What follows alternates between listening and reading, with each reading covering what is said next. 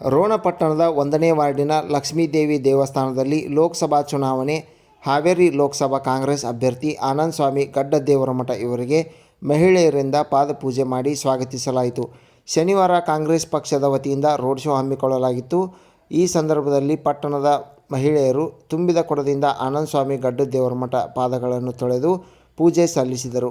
ಈ ಸಂದರ್ಭದಲ್ಲಿ ಶಾಸಕ ಜಿಎಸ್ ಪಾಟೀಲ್, ಐಎಸ್ ಪಾಟೀಲ್, ಮಿಥುನ್ ಪಾಟೀಲ್, ವೀರಣ್ಣ ಶೆಟ್ಟರ್, ಸಿದ್ದಣ್ಣ ಬಂಡಿ, ಪ್ರಭು ಮೇಟಿ, ಎಚ್ಎಸ್ ಸೋಂಪುರ, ಪುರಸಭೆ ಅಧ್ಯಕ್ಷೆ ರಂಗವ್ವ ಭಜಂತ್ರಿ, ಮಲ್ಲಯ್ಯ ಮಹಾಪುರುಷಮಠ, ಬಾಬಾಸಾಹೇಬ್ ಬೇಟಗೇರಿ ಸೇರಿದಂತೆ ಅನೇಕ ಕಾರ್ಯಕರ್ತರು, ಮುಖಂಡರು ಪಾಲ್ಗೊಂಡಿದ್ದರು.